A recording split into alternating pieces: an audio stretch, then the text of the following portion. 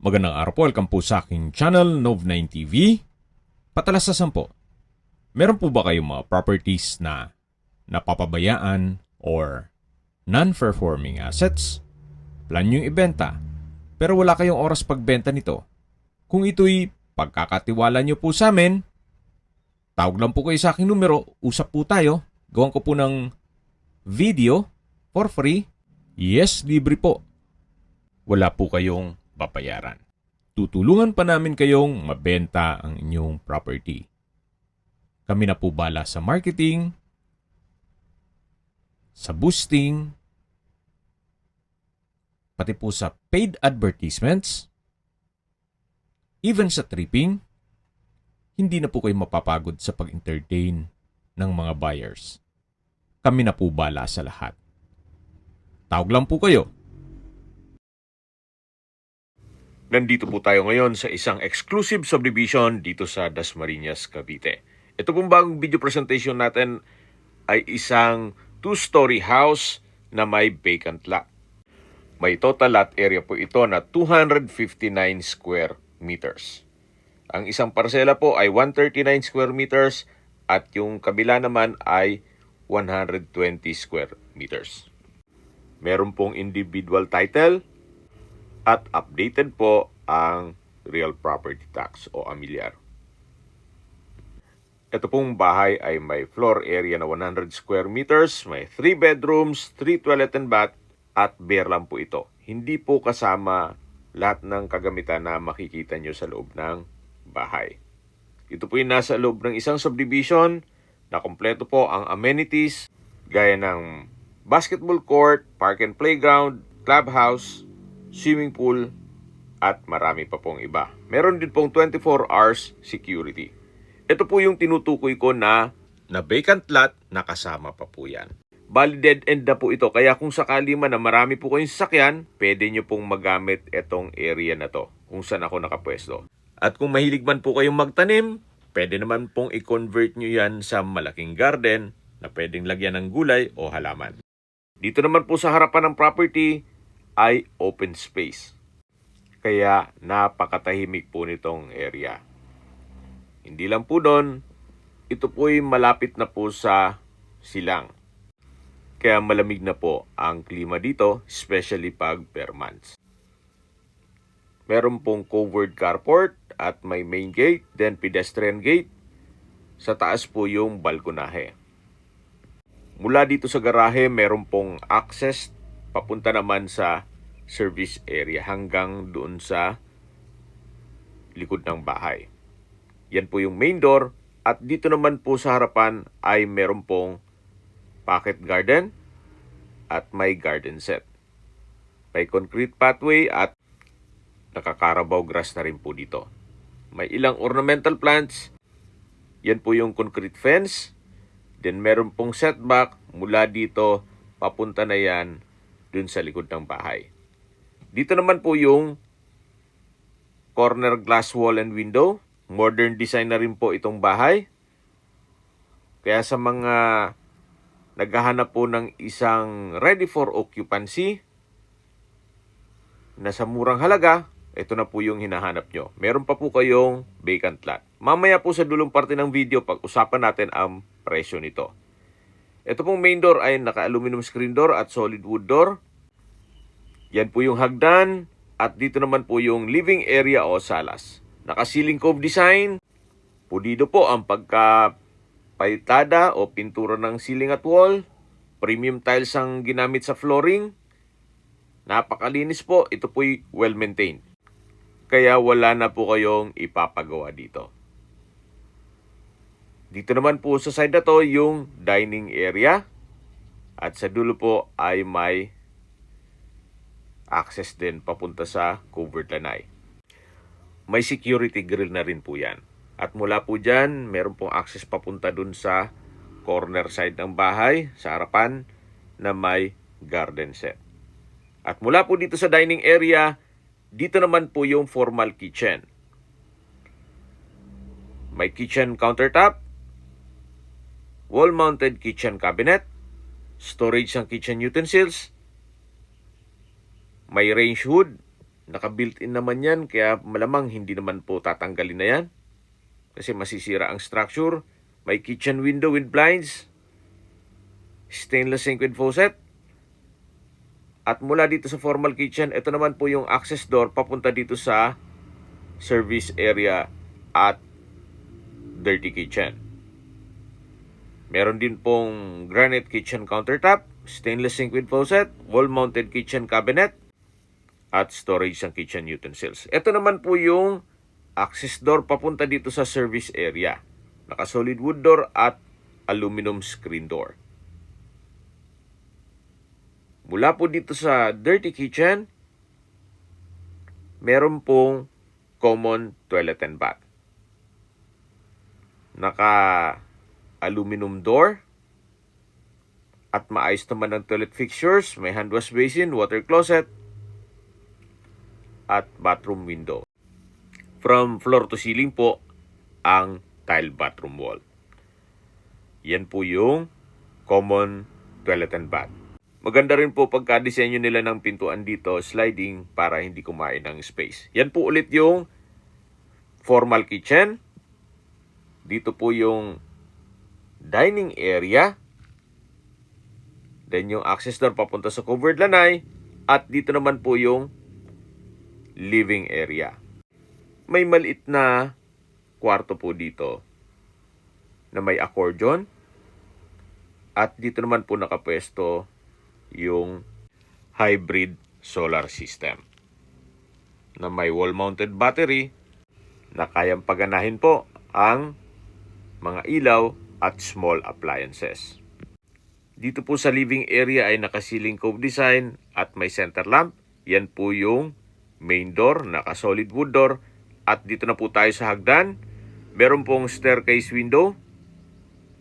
At ito po yung naka-wooden handrail, tubular railing at wooden staircase. Samahan niyo po ako, akyat po tayo. Pulido din po ang pagkapintura dito sa staircase wall. At nandito na po tayo sa second floor. Ito po yung hallway. At check po muna natin ang master bedroom. Malaki naman po ang espasyo. Wooden design ng tile flooring.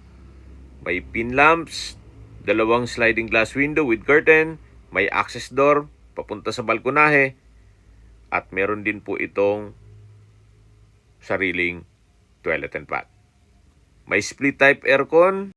Yan po ay built-in kaya hindi naman tatanggalin. At dito naman po tayo sa walk-in closet.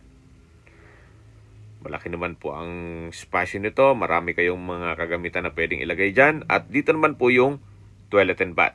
May hand wash basin. From floor to ceiling po ang tile bathroom wall, tissue holder, water closet with bidet, at meron din pong bathtub. Meron din po itong bathroom window. Ito po yung toilet and bath master bedroom. Yan ang walk-in closet na naipresent ko nito sa inyo kanina. At ito naman po yung master bedroom. Tunghayan nyo po ulit. At lipat na po tayo dito sa may access door na naka-solid wood door at aluminum screen door. Ito po yung punta naman dito sa may balkonahe. Naka-tile flooring na rin po dito at naka-metal railing. Yan po yung open space na tinutukoy ko. Yan po ang inyong magiging kapitbahay. Kaya dito po sa area na to ay wala nang ibang dadaan kundi kayo na po mismo. Wala nang iba. Gawa ng dead end na po ito. At yung bakanting lote, kung ayaw nyo mang patayuan pa, another investment po yon. At kung malaking pamilya naman kayo and you have enough budget, pwede naman pong pa-extend itong bahay doon sa vacant lot. Ito po yung hallway. Yan po yung common toilet and bath at ito naman po yung second bedroom. May dalawang glass window with security grill, high ceiling, at maayos pa naman po ang pintura nito. Yan po yung pangalawang kwarto o second bedroom. At ito naman po yung common toilet and bath na may hand wash basin, water closet, shower enclosure, then bathroom window, at overhead shower. From floor to ceiling din po ang tile bathroom wall. Ito po yung common toilet and bath dito sa second floor. At dito naman po sa kabila ay yung third bedroom. May built-in cabinet o wardrobe, may glass window, maayos din ang pagkapintura ng ceiling at wall, at naka-tile flooring.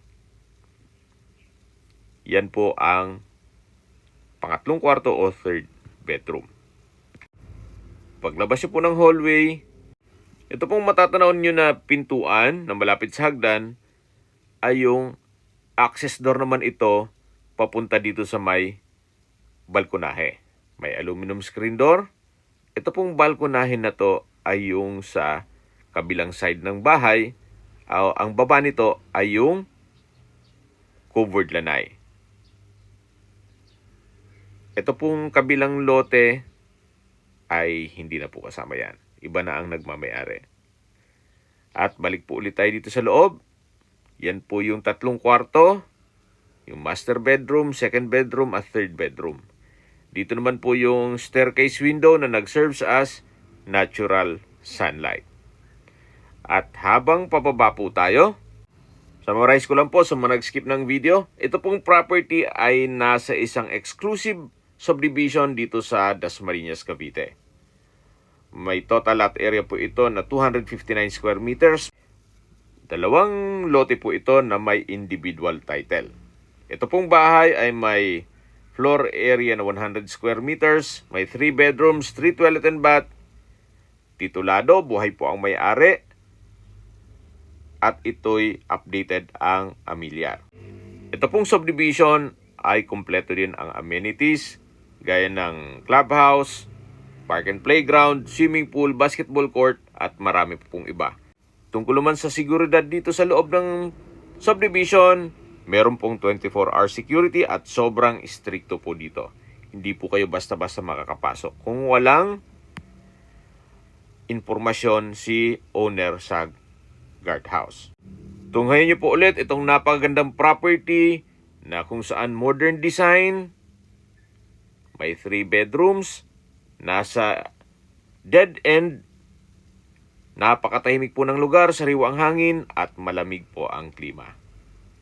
Meron din pong bakanting lote na kung sakali man na lumaki inyong pamilya o gusto nyong i-extend ang bahay, dito po sa area na to, pwede po kayong maglagay ng extension ng inyong bahay. Or kung marami kayong sasakyan or nasa buy and sell business kayo, napakaganda po nitong property na to.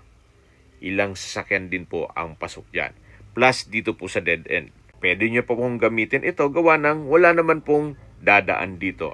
At hindi lang po doon, pwede rin po kayong magtanim ng mga fruit-bearing trees o gulay. Dito po sa harapan, dito sa may mangga ay open space po yan. Wala na pong magpapatayo ng bahay. Okay, sa distance, location at travel time portion na po tayo. Mula po sa Aguinaldo Highway, wala pa pong 1 kilometro. Kaya ito po'y accessible ng public transportation.